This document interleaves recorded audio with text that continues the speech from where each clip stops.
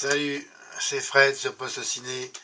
Bienvenue à une nouvelle vidéo. Aujourd'hui, un DVD sur le troisième opus de la saga. Eh bien, donc je l'ai acheté en coffret collector de DVD. Voilà. Tout récemment, car toujours autant de questions par rapport au deuxième. Et en fait, je me suis rendu compte, avant que comme je vous le disais, que je vois toutes les vidéos, toutes les autres DVD, si possible en collector, pour avoir réponse à toutes ces questions qui restent toujours en suspens. Plein de détails et tout ça, quoi. C'est ce qui est vraiment passionnant. Et franchement, je ne pensais pas du tout adhérer. Comme je vous disais dans ma précédente vidéo sur Saw 2, car je m'étais arrêté au premier visionnage, quand je l'avais vu, ce film, je m'étais arrêté sur une note négative. J'avais pas compris, et puis voilà, j'avais pas aimé. En fait, ce que j'avais pas compris, c'est pourquoi les personnages se retrouvaient là, et puis qui c'est qu'ils avaient mis, et pourquoi ci, et pourquoi ça. J'avais pas les tenants et les aboutissants. Maintenant, je commence à y voir un peu plus clair, mais il y a encore des grosses zones d'ombre, et c'est voulu. Donc là, je suis complètement dans le sujet, et voilà, et je pense m'acheter le quatrième DVD. J'espère le trouver prochainement pour avoir la suite, parce que après il y aura le 5, le 6. Donc il y a vraiment énormément de questions aussi dans ce troisième, mais on y voit plus clair. Enfin, moi j'y vois plus clair. Alors, l'histoire. Le tueur au puzzle a mystérieusement échappé à ceux qui pensaient le tenir. Pendant que la police se démène pour tenter de remettre la main dessus, le génie criminel a décidé de reprendre son jeu terrifiant avec l'aide de sa protégée Amanda. Le docteur Lynn Dunyon et Jeff ne le savent pas encore, mais ils sont les nouveaux pions de la série qui va commencer. Bien, j'ai fait une faute, hein, c'est pas Dunyon, c'est Denlon. Lynn Denlon, c'est la médecin dans l'histoire, médecin urgentiste.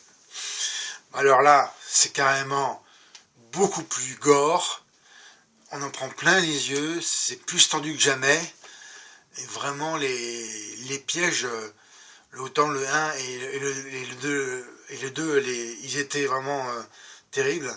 Mais alors là, c'est l'apothéose, c'est vraiment terrible.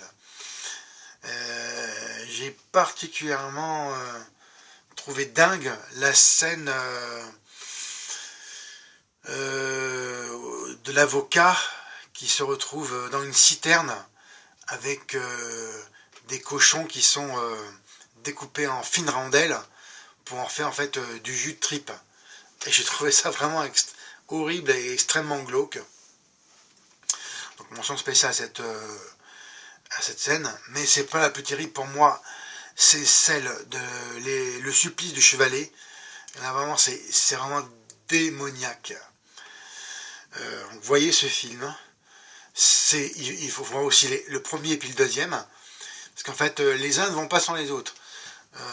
Si vous voyez un saut comme ça, vous ne comprenez pas déjà que il faut vraiment suivre, et puis comme moi j'ai mis certaines scènes avec les commentaires audio du réalisateur pour y voir un peu plus clair, et il faut voir les autres films, il n'y a pas à tortiller si on veut tout comprendre. Donc là ça s'intéresse plus en fait la relation entre le tueur au puzzle qui est mourant et sa protégée Amanda qui était dans le premier et le deuxième film. Et voilà, donc c'est vraiment très tendu. L'autre rôle féminin, d'une belle brune qui est jolie, qui joue bien, Bahar, qui fait la médecin urgentiste, joue très bien. Et d'ailleurs, aussi elle porte un piège elle-même comme une sorte de collier explosif qui est vraiment très, très flippant. Mais c'est pas le plus flippant dans l'histoire, c'est vraiment tout ce qui est appareil de torture, c'est voilà, ça dépasse, je dirais, l'entendement. J'ai vraiment bien aimé ce film parce que ça nous envoie des flashbacks. Donc pour mieux comprendre l'histoire, les tenants et aboutissants, on en sait un peu plus. Après, il y a toujours ces grosses interrogations. Qui est devenu le fils du policier, hein, Matthews, Daniel.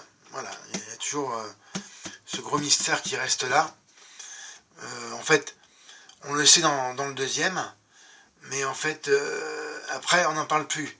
On le retrouve, mais on n'en parle plus pour l'instant. En tout cas, il n'est pas évoqué dans ce troisième chapitre. Donc, moi, je donne un bon 7 sur 20. C'est vraiment... voilà, il n'y a pas de temps mort. Hein. Maintenant, je vais parler du DVD. Vous voyez là. Donc, rien de spécial par rapport au deuxième. Hein. Il n'y a pas de couverture en relief. Hein. Il n'y a pas d'effet 3D. Bon, c'est vraiment du très classique avec les deux DVD. Voilà, aussi. Avec, on voit la scie circulaire là, ici. Bon, mais rien de spécial, vraiment. Alors, je vais finir sur la fiche technique, les détails du DVD. Donc, dans le premier, vous avez le film en version Director's Cut. Alors, il n'y a pas beaucoup en plus, hein, il doit y avoir peut-être 5 minutes. Je pensais un peu plus, mais enfin bon, il n'y a pas tant que ça, hein, de détails en plus, de scènes.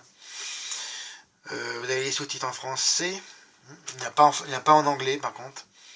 Vous avez le chapitrage, le commentaire audio du réalisateur Darren Lynn Bousman, qui, au passage, sera son dernier film concernant Saw. Voilà. Et du scénariste et producteur exécutif Leigh Whannell, des producteurs exécutifs Peter Block et Jason Constantine, le tout en version originale sous-titrée. Après, vous avez encore le commentaire audio des producteurs Oren Cools et Mark Bugg en VO, non sous-titré. Là, c'est dommage, j'aurais bien voulu comprendre. Enfin, comprendre mieux ce qui se passe. Je parle anglais assez couramment, mais bon, là, il y a un manque là, pour le sous-titrage. Le commentaire audio du réalisateur Darren Lynn Bousman, du chef-monteur Kevin Grotter et du directeur de photographie David A. Armstrong, pareil, en VO sans sous-titres. C'est dommage. Les bandes annonces de la trilogie Saw, bon, qui ne portent pas un grand intérêt quand on l'a vu. Deuxième DVD, alors là c'est la déception de cette édition collector. Clairement, c'est ultra trop court.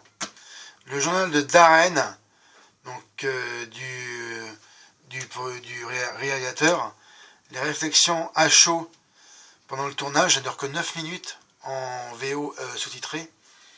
Les pièges de Saw 2, de Saw 3, la conception des instruments de torture en 9 minutes en version originale sous-titrée. Bon, les arts sexuels de torture, les détails de la fabrication, que 8 minutes, VOST toujours, les teasers du film en VOST, et pour finir la DV Tech Frisson, donc des bandes annonces, des nouveautés, des incontournables, du frisson en version française ou en version originale sous-titrée.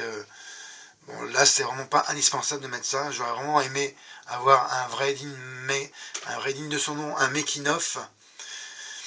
En plus, les scènes coupées, c'est minable. Hein, c'est même pas 6 minutes.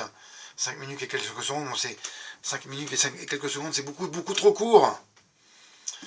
En plus que là, c'est même pas des scènes. Il y a 2 scènes, quoi. C'est vraiment ultra court. Donc vraiment même pas à peine 10 sur 20 pour ces bonus. Donc je vais me donner une note globale du film et du DVD collector. Je mettrai un 15 sur 20, donc malheureusement ça est descendu par les suppléments, donc c'est vraiment la déception. Vous avez pour la fiche technique du DVD langue anglais-français, sous-titres que français, ben ça c'est vraiment le manque, il n'y a pas d'anglais. Hein. Format image 1.85, format d'origine, 16/9 compatible 4 tiers. La piste son français 5.1 digital et en anglais le 5.1 Dolby Digital EX. Donc c'est un DVD que quand j'ai acheté, c'était s'il est en PAL zone 2. Durée du film 1h49. Sorti en 2006. Voilà. Eh bien écoutez, je vous encourage vraiment à voir ce film-là. N'oubliez pas de voir le Saw 1 et 2, c'est vraiment indispensable pour vraiment savourer cette première trilogie. Car c'est pas fini. Heureusement. C'est vraiment très prenant et comme moi j'ai été scotché à l'action. Ça m'a vraiment surpris. Merci de votre attention. Comme d'habitude, un M ou pas. Donnez-moi vos commentaires s'il vous plaît. Et abonnez-vous à ma chaîne, encore mieux. Je vous dis à bientôt pour une prochaine vidéo. Salut, à bientôt. Bye.